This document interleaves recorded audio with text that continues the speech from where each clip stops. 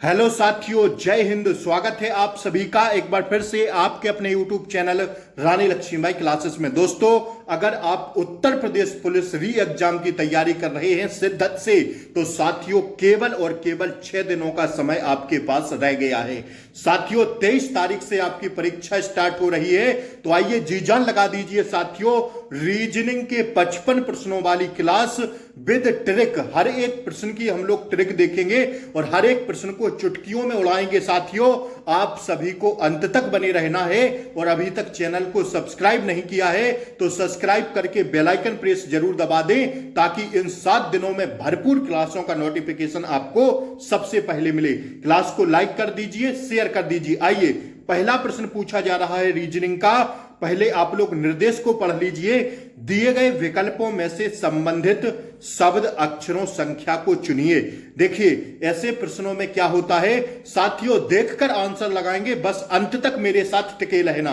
अंतिम प्रश्न तक हर एक विद्यार्थी को हमारे साथ होना पड़ेगा, तभी जाके चीजें समझ में आएंगी, वरना हवा हवाई हो जाएंगी, कुछ समझ में आने वाला नहीं है। तो आइए, पूर्वानुमान करना भविष्य से संबंधित है, तो खेद करना किससे संबंधित होगा? यह बात अगर हम सोचे साथियों रीजनिंग के हिसाब से, तो देखिए जिस प्रकार भविष्य के होने वाली घटनाओं के लिए पूर्वानुमान किया जाता है, क्या किया जाता है भैया? भविष्य में होने वाली घटनाओं के लिए क्या आप लगाते हैं? पूर्वानुमान लगाते हैं। इसी प्रकार अगर यहां हम क्या भर दें साथियों, विगत, क्या भर दें? विगत प्रश्नवाचक चिन्ह के स्थान पर, तो विगत या उसी प्रकार पूर्व, पूर्व को ही कहते हैं भैया विगत। तो अगर हम विगत भर दें, तो विगत में होने वाली घटनाओं के लिए क्या करते हैं आप? खेद व्यक्त करना, क्या करते हैं? खेद व्यक्त करते हैं। पूर्व में हुई घटनाओं के लिए आप क्या करते हैं भैया? खेद व्यक्त करते हैं। लेकिन पूर्व नहीं लिखा है साथियों, विगत लिखा है। विगत मतलब होता है पूर्व, तो पूर्व में हुई घटनाओं के लिए क्या करते हैं भैया? आप खेद व्यक्त करते हैं। तो हमें क्या भरना पड़ेगा यहां पर? देखिए वर्तमान नहीं भरना पड़ेगा, पाप नहीं भरना पड़ेगा, ना जीवन भरना पड़ेगा। साथियों जिस प्रकार इसका संबंध इससे है ना, उसी प्रकार इसका संबंध किससे होगा? प्रश्नवाचक चिन्ह के स्थान पर आपको ए भरना था। तो मैंने कहा कि जिस प्रकार भविष्य में, किस प्रकार? जिस प्रकार भविष्य में होने वाली घटनाओं के लिए पूर्वानुमान लगाया जाता है कि नहीं लगाया जाता है, या किया जाता है, उसी प्रकार पूर्व या विगत, उसी को कहते हैं विगत। उसी प्रकार विगत में होने वाली घटनाओं के लिए साथियों खेद व्यक्त किया जाता है। तो इसका राइट आंसर हो जाएगा हमारा ऑप्शन डी। बात समझ में आ रही है, हाँ या ना? सभी बच्चे एक बार जल्दी से क्लास को लाइक कर दीजिए। अगला प्रश्न आपके स्क्रीन पर है, जल्दी से इसका आंसर बताइए। जिस प्रकार साथियों 121 से 12 बनाया या 12 से 121 बनाया, तो उसी प्रकार 25 से क्या बना दें कि हमारा राइट आंसर आ जाए। दोस्तों इस प्रश्न में दिमाग लगाना है। क्या लगाना है भैया? 121 का स्क्वायर अगर रूट चढ़ा देंगे तो कितना होता है? 11, और 11 में प्लस बन कर देंगे तो भैया 12 प्राप्त हो जाएगा, हाँ या ना? बात समझ में आ रही कि नहीं? इसी प्रकार 25 में अंडर रूट लगा दें, और अंडर रूट 25 का कितना होता है? 5, और साथियों प्लस बन कर दें तो 6 हमें यहां प्राप्त हो जाएगा कि नहीं? गुरुजी हो जाएगा, ऑप्शन बी राइट आंसर हो जाएगा। बात समझ में आई कि नहीं? 121 से भैया 12 कैसे बन सकता है? और आप ही बताइए, एक संख्या इतनी बड़ी है, एक छोटी है, तो कुछ ना कुछ तो हमें तर्क लगाना पड़ेगा। गुरुजी तर्क क्यों लगाएंगे? तो भैया इसलिए लगाएंगे क्योंकि आप तर्क शक्ति ही पढ़ रहे हैं, आप रीजनिंग के खेला को पढ़ रहे हैं। तो साथियों दौड़ के लगाइए इसमें अंडर रूट, तो कितना होता है? 11 साथियों, और 11 में प्लस बन कर देंगे तो हमें 12 प्राप्त हो जाएगा। इसी प्रकार इसमें लगा देंगे तो 5 का होता है, 5 प्लस बन कर देंगे तो साथियों हमें आ जाएगा कितना? ऑप्शन बी हमारा क्या होगा? इसका राइट आंसर होगा। बात समझ में आ रही है कि नहीं? ठीक है ना? आइए बढ़े हम लोग अगले प्रश्न की ओर। अगला प्रश्न शानदार, जबरदस्त, जिंदाबाद आपकी स्क्रीन पर आ गया है। सभी बच्चे इसका आंसर करेंगे। भैया शिद्दत से पढ़ना है, अब हमें ढील नहीं डालना है। इन 6 दिनों में, इन 6 दिनों में हमें जी जान लगा देना है, ताकि हमारे वर्दी कंधों पर हो। इस बार माँ बापू का सपना पूरा करना है। तो आइए जुड़िए सभी लोग साथियों, और इन 6 दिनों में जी और जान लगा दीजिए, अपने आप को झोंक दीजिए। आइए, निम्नलिखित प्रश्नों में दिए गए विकल्पों में से विषम शब्द, अक्षर, संख्या को चुनिए। देखिए सीधा कहेगा पेपर में, संख्याएं बदल सकती हैं, लेकिन साथियों पैटर्न नहीं चेंज होगा उत्तर प्रदेश पुलिस री एग्जाम में। जिस प्रकार 17 व 18 फरवरी को पेपर छपे थे, जो क्लासें मैंने रीजनिंग की पुरानी ली थी, जो बच्चे हमसे पढ़े थे वो जानते होंगे सर किस हिसाब से रीजनिंग को पढ़ाते हैं। तो साथियों इस प्रश्न में देख लीजिए क्या भिन्न हो जाएगा, क्या असंगत हो जाएगा साथियों। तो अगर हम बात करें आलू, देखिए ये सब्जियों के नाम दिए गए हैं। क्या दिए गए हैं दोस्तों? सब्जियों के नाम दिए गए हैं। अब आलू कहां होता है? तो धरती के अंदर होता है। पृथ्वी के कहां होता है? अंदर होता है। अदरक कहां होता है? धरती पृथ्वी के अंदर होता है। गाजर कहां होती है? पृथ्वी के अंदर होती है। लेकिन टमाटर भैया पृथ्वी के अंदर होता है कि ऊपर होता है? तो भैया ऊपर होता है। तो यही टमाटर क्या है दोस्तों? असंगत है, यही भिन्न है। इन चारों ऑप्शन में यही क्या है? अक्षर क्या है भैया? विषम है। ठीक है, तो जय माता दी ऑप्शन बी हमारा क्या हो जाएगा दोस्तों? एकदम राइट आंसर हो जाएगा। बात समझ में आ रही है, हाँ या ना? Option B is the right answer. ठीक है, बढ़े हम लोग आगे बढ़े। आइए, हर एक बच्चा एक एक का जवाब देते हुए चलेगा। 118वां प्रश्न आपकी स्क्रीन पर है, जल्दी से बताइए इसमें असंगत या विषम या तर्क संगत, मतलब तर्क असंगत है, बताइए कौन सा? ACEG। देखिए इन्होंने इसमें क्या किया है, इन्होंने इसमें थोड़ा दिमाग लगाया। ए से सी बनाने के लिए +2 होगा कि नहीं, आप बता दीजिए। सी से ई बनाने के लिए +2 होगा, हाँ या ना? और ई से जी बनाने के लिए +2 होगा कि ना? होगा, हाँ या ना? तो भैया बना दीजिए। के से एम बनाने के लिए क्या होगा? KLM +2 होगा। एम से एन बनाने के लिए +1 होगा। और एन से पी बनाने के लिए +2 होगा। MNO बीच में छूट रहा है तो +2 हो जाएगा। अब देख लीजिए गुरुजी, H से J बनाने के लिए +2 होगा, बिल्कुल होगा। GHI कितना होगा भैया? इसमें कितना होगा? GHIJ कितना होगा? +2 होगा। J से L बनाने के लिए क्या होगा गुरुजी? तो +2 हो जाएगा। इसी प्रकार L से N बनाने के लिए +2 हो जाएगा। T से V बनाने के लिए क्या एक संख्या छोड़ के V आएगी कि नहीं? PQRSTU और फिर भी क्या आएगा? U और फिर भी तो +2 होगा। फिर V से X बनाने के लिए WX +2, X से Z बनाने के लिए गुरुजी क्या हो जाएगा? तो Y छोड़ के Z आता है। तो देखिए ना, सब में +2 का अंतर आ रहा है। ठीक है, लेकिन यहां पर जो है +1 का अंतर आ रहा है, क्योंकि M के बाद सीधा N रख दिया है। सब में एक एक छोड़ के रखा है। आप किसी भी स्पेलिंग में देख लीजिए दोस्तों, सब स्पेलिंग में, सब शब्दों में, सब वर्णों में, सब अल्फाबेट में क्या साथियों? एक का अंतर है। जैसे B यहां छोड़ दिया, D यहां छोड़ दिया, EF यहां छोड़ दिया। इसी प्रकार K के बाद L तो छोड़ा, लेकिन M के बाद N नहीं छोड़ा गुरुजी। तो यही हमारा क्या हो जाएगा? असंगत हो जाएगा। इसमें देख लीजिए, इसमें देख लीजिए, आप किसी भी विकल्प में देख लीजिए, एक छोड़ के अक्षर लिखा है, मतलब +2 का अंतर है। बात समझ में आई, हाँ या ना? अगर समझ में आई हो तो क्लास को लाइक कर दीजिए। आइए अगले प्रश्न को हम लोग देखेंगे। इसमें बताइए क्या हो जाएगा असंगत।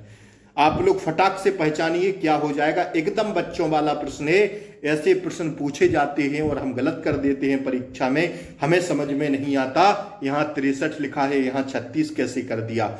यहाँ 45 लिखा है, यहाँ 74 कैसे कर दिया? यहाँ 48 लिखा है, यहाँ 84 कैसे कर दिया? यहाँ 26 लिखा है, यहाँ 62 कैसे कर दिया? तो हमें इसमें एक और एक ही साथियों केवल जो दिख रहा है, साथियों आपको नजर से देखना पड़ेगा। रीजनिंग साथियों आपके दिमाग का खेला है पूरा। जितना आप लोग सही चीजों को समझ लेंगे, रीजनिंग के प्रश्न उतने आपसे सही हो जाएंगे। चाहे आप मानसिक रूप आप रुचि ले लीजिए साथियों, जो भी आप प्रश्न ले लेंगे वो सही हो जाएगा। देखिए इसमें एक ही अंतर दिख रहा है, वो केवल और केवल एक दिख रहा है। 63 को पलट दिया तो 36 हो गया, 48 को पलट दिया तो 34 हो गया, 26 को पलट दिया तो 62 हो गया, लेकिन 45 को पलटा तो 74 कहां से लिख दिया भैया? 54 होना चाहिए था। जब सब में दोनों अक्षरों को पलट रहा है, 63 से क्या बना दिया? 3 यहां कर दिया, 6 यहां कर दिया। 48 से 84 बना दिया तो 8 यहां और 4 यहां। 26 से 62 तो 6 यहां 2 यहां।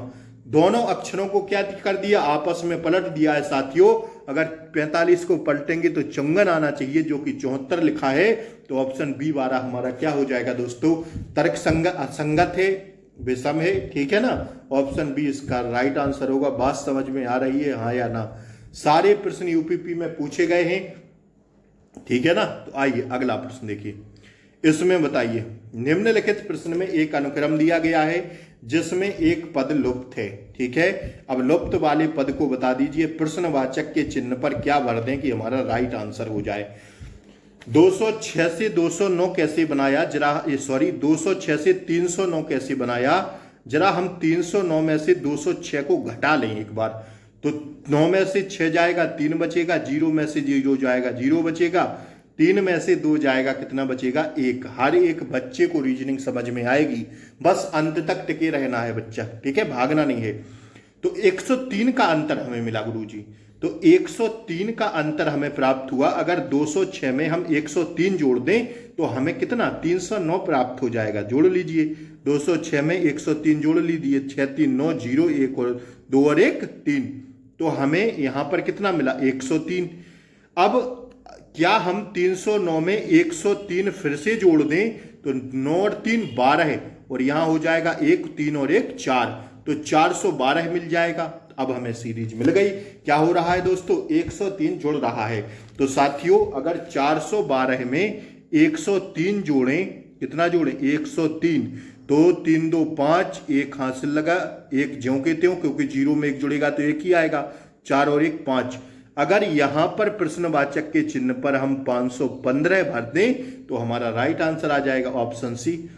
ऑप्शन सी 515 हमें यहां भर दें तो हमारा राइट आंसर आ जाएगा। क्यों आ जाएगा, क्योंकि 515 में फिर से 103 जोड़ेंगे तो 618 आएगा। 5 3 8, 1 और 1 6 आ रहा है, हाँ या ना, बताइए जल्दी से। आ रहा है गुरुजी, आ रहा है, समझ में आ रहा है दोस्तों, जल्दी से लिखिए यस या नो। और जो भी प्रश्न समझ में ना आए कमेंट बॉक्स में बताइएगा, ठीक है, तो हम उसको कल रिप्लाई देंगे। और 618 में 103 फिर जोड़ दें तो 8 3 11, 1 और 1 2 हो जाएगा, और 6 1 7 721। यही सीरीज चल रही थी। 412 में 103 जोड़ना था तो 515 में प्राप्त हो जाता। ठीक है भैया, बात समझ में आ रही है, हाँ या ना, ठीक है। क्या ऑप्शन सी इसका राइट आंसर हो जाएगा, ठीक है। बात समझ में आ रही है, जल्दी से बताइए, ठीक है। आइए अगला प्रश्न देखते हैं हम लोग। आइए इसमें बताइए, एकदम आसान प्रश्न है। विकल्पों में वह शब्द चुनिए जो दिए गए शब्द के अक्षरों का प्रयोग करके नहीं बनाया जा सकता। कौन सा अक्षर इसमें साथियों, कंफर्टेबल में कौन सा अक्षर है जो नहीं बनाया जा सकता, बताइए। तो कौन सा नहीं बनाया जा सकता, FORT। देख लीजिए, फटाक से चेक करिएगा एग्जाम में, FORT ये तो बनाया जा सकता है। TAVLE क्या TAVLE, अरे भी बनाया जा सकता है। COMFORT, सी कहां पे, COMFORT ये भी बनाया जा सकता है। ROUTE फंस गया, यही नहीं बनाया जा सकता क्योंकि इसमें क्या है, यू है, जो कि इसमें यू नहीं है। तो ऑप्शन डी वाला नहीं बनाया जा सकता। कह रहा था इस स्पेलिंग से, कंफर्टेबल से कौन सा अक्षर नहीं बनाया जा सकता, कौन सा ऑप्शन। तो साथियों ऑप्शन डी नहीं बनाया जा सकता। बात समझ में आ रही है, हाँ या ना, क्योंकि इसमें यू है यार, इसमें कहां पे यू है, कहीं नहीं है। तो ऑप्शन डी मार दीजिए। आइए अगले प्रश्न पर बढ़िए। हर एक बच्चे को रीजनिंग समझ में आएगी, बस अंत तक बने रहना। यदि ए को 1 कहा जाए, एंड को 19 कहा जाए, तो अंट को क्या कहेंगे, ANT, एंट को क्या कहेंगे, बताइए जल्दी से। ए के प्लेस वैल्यू होती है 1, एंड की प्लेस वैल्यू होती है गुरुजी कितनी, 19। बिल्कुल गुरुजी, तो 19, एंड की प्लेस वैल्यू कहां से 19 हो गई। ए की तो 1 होती है, बी की 2 होती है, सी की 3 होती है, डी की 4 होती है, इसी प्रकार जेड की 26 होती है, ठीक है। तो ए की 1 होती है, एंड की कितनी, अब एंड की 19 कैसे लिख दिया, तो गुरुजी ए की होती 1, एन की होती 14 और डी की होती 4, तो 14 और 1 15 और 4 19, जोड़ दिया सबको तो 19 बना दिया। इसी प्रकार आप लोग एंट की बना दीजिए, ANT। ए की कितनी होती 1, ए की कितनी होती 1, एन की कितनी होती 14, टी की कितनी होती 20, 20 और 1 21 और 14 कितना होता गुरुजी, बताइए जल्दी से। 14 है, 1 15 है और 20 35, तो कितना आ जाएगा प्रश्नवाचक चिन्ह के स्थान पर 35 भर दें तो हमारा राइट आंसर आ जाएगा। ऑप्शन ए इसका राइट आंसर होगा। बात समझ में आ रही है, हाँ या ना? ए को 1, एंड को 19, तो अंट को कितना लिखेंगे साथियों? ए की प्लेस वैल्यू होती है 1, ए की 1, एन की 14, डी की 4, तो 14 1 15 और 4 19, ठीक है 19। तो अंट की आप लोग बना दीजिए। ए की कितनी होती? ए की 1, एन की 14 और टी की 20, ठीक है। 14 1 15, 14 1 15 और 20 35। ए आ जाएगा इसका राइट आंसर। बात समझ में आ रही है? आइए इस प्रश्न को देखिए, एकदम आसान प्रश्न है। कुछ समीकरण एक निश्चित प्रणाली से हल किए गए हैं, उसी आधार पर दिए गए विकल्पों में से सही उत्तर चुनकर लिखिए। देखिए ना यार, इसमें कुछ नहीं किया है। 0 को उठा के बीच में रख दिया, 8 को पहले रख दिया, 5 को यहां रख दिया। इसी प्रकार 7 को पहले रख दिया, 4 को बाद में और 6 को बीच में। इसी प्रकार आप लोग कर दीजिए भाई, जैसा उसमें कहा है वैसा कर दीजिए। तो भैया बीच में हमें किसको रखना है? बीच में हमें रखना है बाद वाली संख्या को, तो 9 बीच में रख दीजिए। अब 6 को उस साइड ले जाना है और 9 को पहले रखना है, तो 9 9 6 किस में दिख रहा है गुरु जी? सॉरी 8 है ना यार, ये 9 थोड़ी है, 8 है। हमें बीच में किसको रखना है? 0 को यहां रखा, बाद की संख्या को बीच में, 6 को यहां रखा उसने बीच में। तो भैया बाद की संख्या को बीच में रखेंगे तो 9 को तो बीच में रखना है। फिर क्या करना है? इनको आपस में बदल देना है, तो 9 को पहले कर देना है, ठीक है ना? नहीं 6 को, क्योंकि 8 तो शुरुआत में ही रखा उसने, इसमें 7 रखा, फिर इनको ज्यों के त्यों लिख देना है, ठीक है ना? तो साथियों 9 बीच में रख देंगे, 6 ज्यों का त्यों और 8 पीछे किसका देंगे, तो 6 9 8 आ जाएगा। ऑप्शन बी हमारा राइट आंसर हो जाएगा। हो जाएगा कि नहीं? देख लीजिए, स्क्रीनशॉट ले लीजिए, समझ में आ जाएगा। एकदम आसान प्रश्न है, ठीक है ना? जैसे इनमें बदला है संख्याओं को, ऐसे ही आप बदल दीजिए। ऑप्शन बी होगा इसका राइट आंसर। 128 का क्या होगा? ऑप्शन बी होगा। देखिए यही है रीजनिंग, ऐसे ही समझेंगे तभी रीजनिंग समझ में आएगी, ठीक है? आइए बढ़े हम लोग आगे, कंटिन्यू करें। आइए इसमें बताइए, दिए गए विकल्पों में से लुप्त संख्या ज्ञात करें। देखिए 12 गुणा कर दिया 8, तो 12 8 96 और जोड़ दिया 4, 12 8 96, पहले 8 से गुणा किया फिर 4 ऐड किया, तो कितना प्राप्त हुआ? 100। देखिए ना, 12 गुणे 8 धन 4, तब जाके हमें 100 मिला, ठीक है? तो 12 8 96 और 4 100। इसी प्रकार 4 8 32 और 12 है, 32 और 12 कितना होता है? 2 2 4 और 3 1 4, तो कितना बना? 44।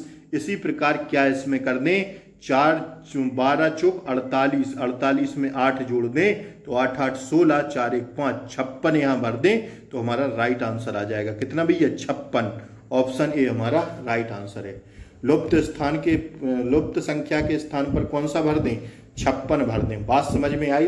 देखिए ठीक है, देखिए 12 8 और 4 से 100 कैसे बन सकता है भाई? ऐसे ही बन सकता है ना, 12 गुणा 8 96 धन 4, तो 100 बन गया। 4 8 32 और 12 44। इसी प्रकार 12 चौक 48 और 8 56 भर देंगे तो एकदम राइट आंसर आ जाएगा। तर्क लगाना रहता है भाई, तर्क शक्ति पढ़ रहे हैं, रीजनिंग पढ़ रहे हैं तो तर्क तो लगाना पड़ेगा। मैथ के हिसाब से थोड़ी रीजनिंग को सोच सकते हैं कि फॉर्मूला रख के आंसर निकाल दें, नहीं भाई, इसमें तो तर्क लगाना पड़ेगा दोस्तों।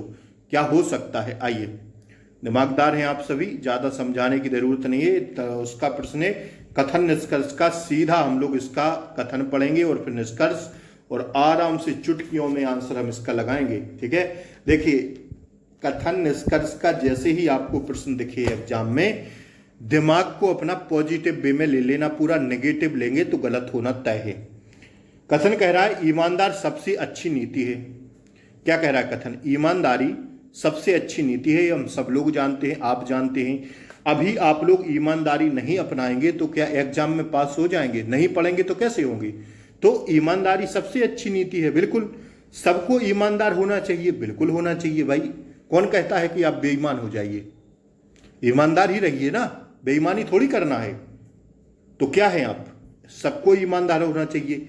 देखिए कथन के हिसाब से निष्कर्ष पहला तो एकदम राइट निकल रहा है, हाँ या ना बताइए? कथन कह रहा है ईमानदारी सबसे अच्छी नीति है, तो निष्कर्ष कह रहा है सबको ईमानदार होना चाहिए, बिल्कुल होना चाहिए। केवल कुछ लोगों को ईमानदार होना चाहिए, ये तो बिल्कुल गलत है। कुछ को क्यों होना चाहिए जब कथन ही कह रहा है कि ईमानदारी सबसे अच्छी नीति है, तो कुछ को क्यों होना चाहिए, सभी हो ना अच्छे। तो साथियों अगर पॉजिटिव वे में सोचेंगे तो केवल निष्कर्ष ए सही लगाएंगे, दूसरा तो एकदम गलत हो जाता है। केवल निष्कर्ष इसका ए निकलेगा, जो कि हमें ऑप्शन ए में दिख रहा है। That's your answer. आइए अगला प्रश्न बताइए। कह रहा है वह व्यक्ति बताइए जो निम्नलिखित श्रेणियों के बीच सही संबंध को दर्शाती हैं। डॉक्टरों, वकीलों और व्यवसायों को बताइए कौन सा दर्शाता है। देखिए अगर हम लोग साथियों इसको क्या मान लें गुरुजी, इस पूरे को अगर हम लोग क्या मान लें, व्यवसायी मान लें, व्यवसायी मान लें सभी को, व्यवसायकों में, तो साथियों व्यवसायक में वकील भी होते हैं और डॉक्टर। भाई वकील भी अपनी दुकान खोले बैठे हैं और डॉक्टर भी खोले बैठे हैं, यही तो व्यवसाय है। व्यवसाय क्या है? व्यवसाय साथियों वो है बिजनेस। तो बिजनेस में साथियों बिजनेस डॉक्टर भी करते हैं, वकील करते हैं। तो साथियों क्या होना चाहिए, लेकिन कुछ डॉक्टर वकील हो सकते हैं, ये तो गलत है, ये भी दोनों गलत हो जाएगा और एक अलग थोड़ी बनेगा व्यवसाय। केवल ऑप्शन सी इसका राइट आंसर होगा। दिमाग लगाइए थोड़ा, कथन निष्कर्ष के ऐसे प्रश्न पूछे जाते हैं साथियों। अगर डॉक्टर हम ए मान लें और वकील हम ए मान लें और व्यवसायी हम पूरे को मान लें, तो सभी व्यवसाय में साथियों वकील भी व्यवसाय करते हैं और डॉक्टर भी व्यवसाय कर रहे हैं। बात समझ में आ रही है कि हाँ या ना? ऑप्शन सी होगा इसका राइट आंसर। ठीक है, डॉक्टर, वकीलों और व्यवसायकों के बीच साथियों ऑप्शन सी आंसर सही निकलेगा। ठीक है भैया, बात समझ में आई हाँ या ना? जल्दी से बोलिएगा। गुरुजी आ रही है। आइए तो अगला प्रश्न देखिए। इसमें बताइए कौन सी आकृति प्रश्न आकृति के प्रतिबिंब को पूरा करेगी। देखिए इस आकृति में जो पूरा करेगी वो केवल और केवल एक ही आकृति पूरा करेगी, जो कौन सी है देखिए ना। यहां से एक तो रेखा खींचनी पड़ेगी, यहां पर ऐसे खींचनी पड़ेगी कि नहीं खींचनी पड़ेगी बताइए। नहीं ऐसे नहीं खींचनी पड़ेगी भाई, हाँ एक तो खींचनी पड़ेगी। बताइए कौन सी आकृति इसको पूरा करेगी, जल्दी से बताइएगा। बोलिए जल्दी से इसका आंसर बोलिए आप लोग। कौन सी आकृति भैया इसमें भर दें कि ये पूरी आकृति एकदम फिट बैठ जाए, फिट बैठाना है। तो अगर साथियों इसमें हम आपको सीधा आंसर बता रहे हैं, समय खराब नहीं करेंगे। देखिए अगर इसमें साथियों हम लोग ऑप्शन ए वाली आकृति को उठा के भर दें तो साथियों एकदम सही हो जाएगी, क्योंकि इस तरह ए भी करना था, फिर साथियों आपको ये भी बनाना है। साथियों देखिए ना, एक यहाँ पर तीर भी लगाना है, जो कि उसमें एक त्रिभुज जैसा भी बनाना है। त्रिभुज के बाद हमें यहाँ एक रेखा तो खींचा है ना, तो इसको बना के यहाँ पर भी एक लगाना है, ये यहाँ जाएगा साथियों, ठीक है ना। और यहाँ पर भी एक बनाना है। तो केवल और केवल साथियों ऑप्शन ए वाली आकृति अगर हम यहाँ भर दें उठा के, तो साथियों हमारा राइट आंसर आ जाएगा। कह रहा है कौन सी उत्तर आकृति प्रश्न आकृति के प्रतिबिंब को पूरा करेगी, तो ऑप्शन ए वाली करेगी। आप लोग स्क्रीनशॉट ले लीजिए। हमारा पेन थोड़ा इस पर मोटा चलता है तो हम नहीं सही से भर सकते, आप लोग कॉपी पेन पर भर लीजिएगा, पूरी आकृति बना लीजिएगा और कॉपी पेन पर भर के देख लेना। ऑप्शन ए वाली आकृति एकदम फिट बैठेगी इसमें, ठीक है।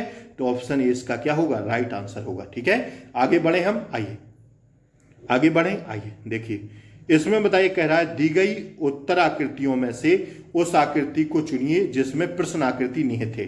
तो प्रश्न आकृति किसमें निहित है भैया, देखिए प्रश्न आकृति जो निहित है भैया, ये केवल और केवल ऐसे भरना है। ये प्रश्न आकृति किसमें निहित है, ऑप्शन ए में, बी में, सी में, डी में। तो हमें तो यार लग रहा है ऑप्शन बी में निहित होगी। कैसी गुरुजी, देखिए ना, ऐसे पहले एक लाठी खींची, फिर इसके बाद ऊपर ले गए, फिर इसके बाद ऐसी आ तो गई, बी में आ जाएगी। ये देख लीजिए भाई, मिल रही है ना, ऐसे जाएगी इस तरह, एक रेखा ये वाली हो जाएगी, फिर ये वाली हो जाएगी, फिर ये वाली हो जाएगी, ऑप्शन बी में प्राप्त हो जाएगी। ठीक है, ये जो प्रश्न आकृति है ऑप्शन बी में निहित है, ठीक है ना। आइए बढ़े हम लोग आगे, समझ में आई, स्क्रीनशॉट ले लीजिए। आइए इसमें बताइए क्या कह रहा है, यदि रिकमेंडेशन को कूट भाषा में क्या लिखा जाता है,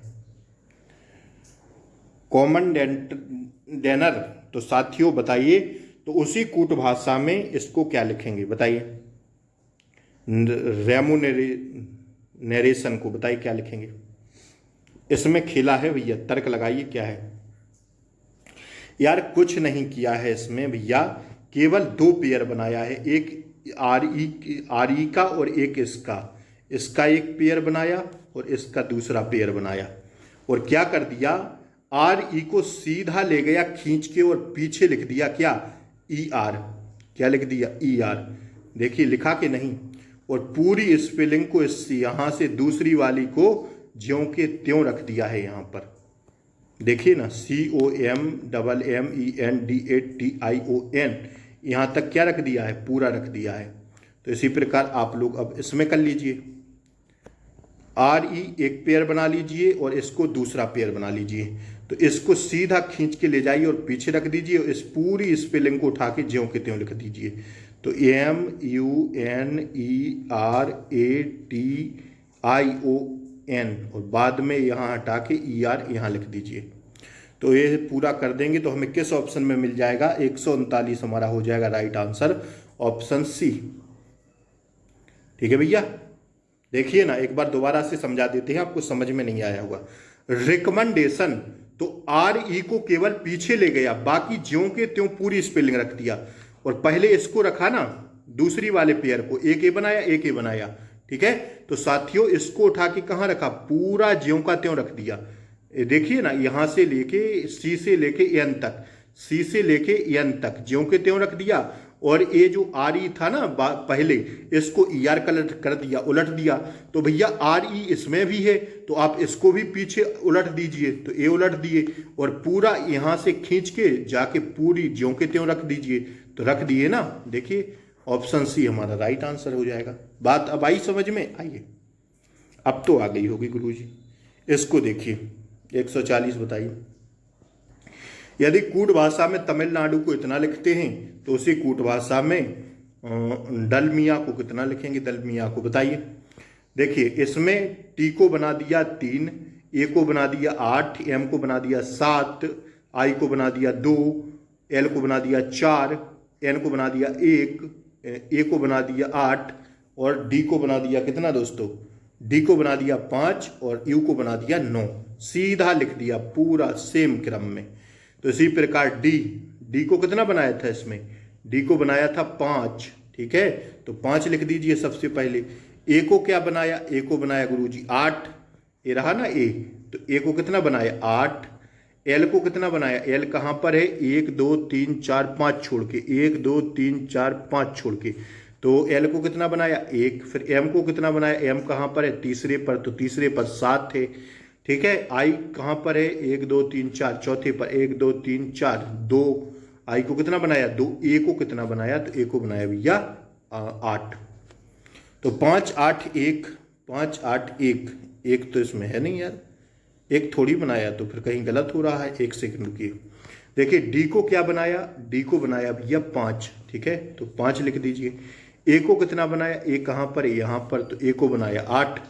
एल को कितना बनाया, 1 2 3 4 5वें स्थान पर है, 1 2 3 4 5वें स्थान, 4 बनाया था, वो गलती से बल लिख दिए ना, 4 बनाया था एल को। एम को कितना बनाया, एम कहाँ है, तीसरे पर, तो तीसरे पर है 7।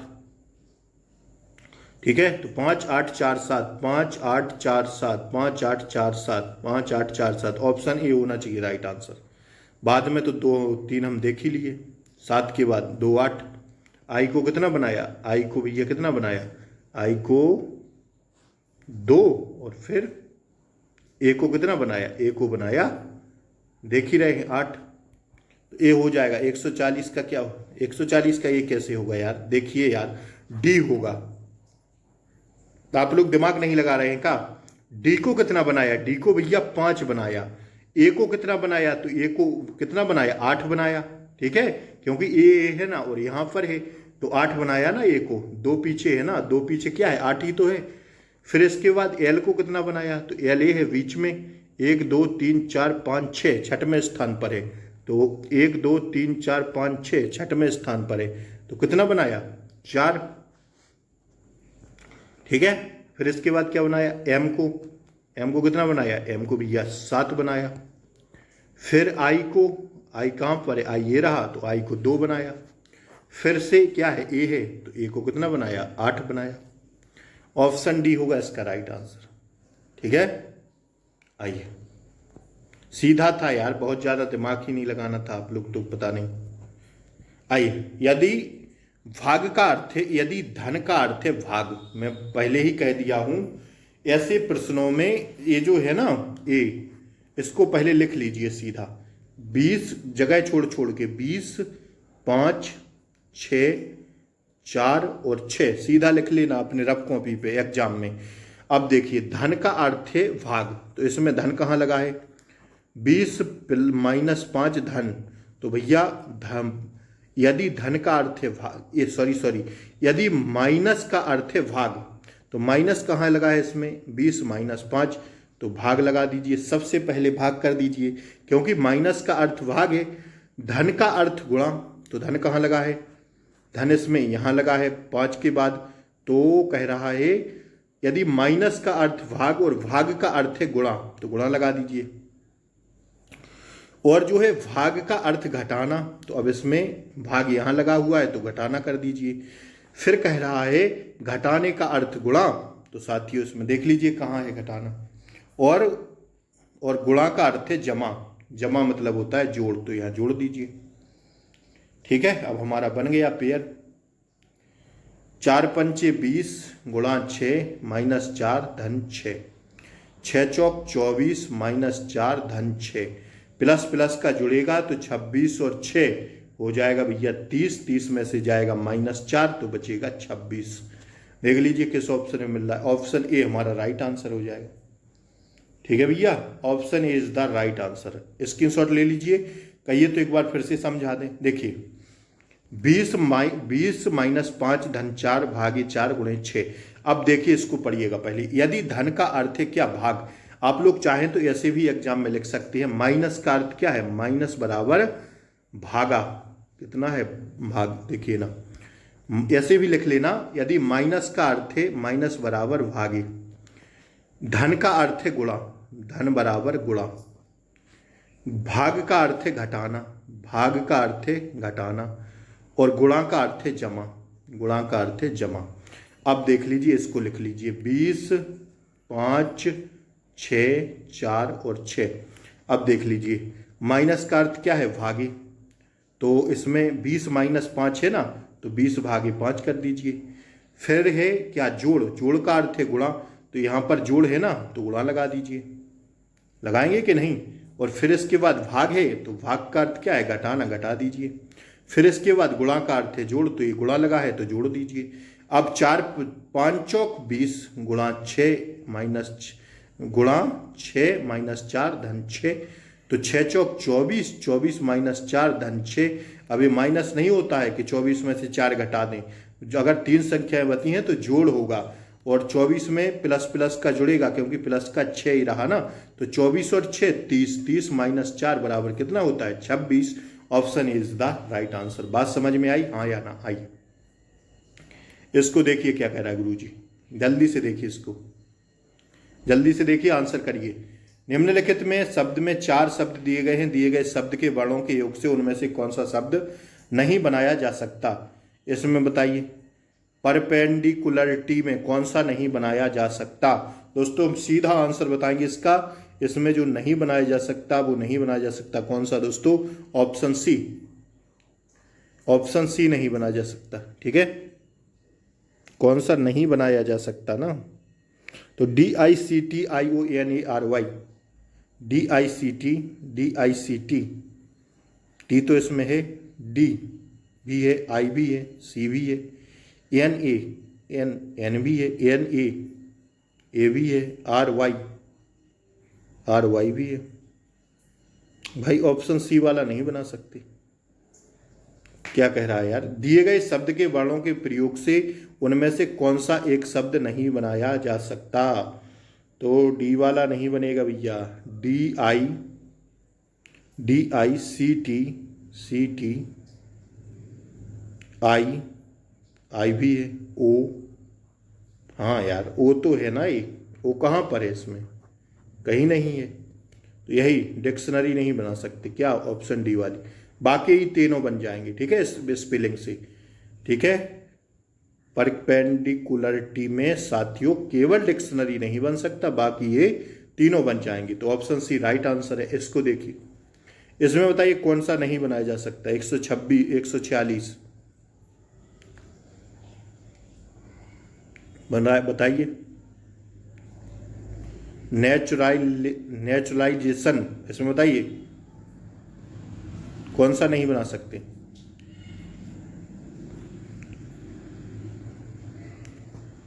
यू तो आया है, आर,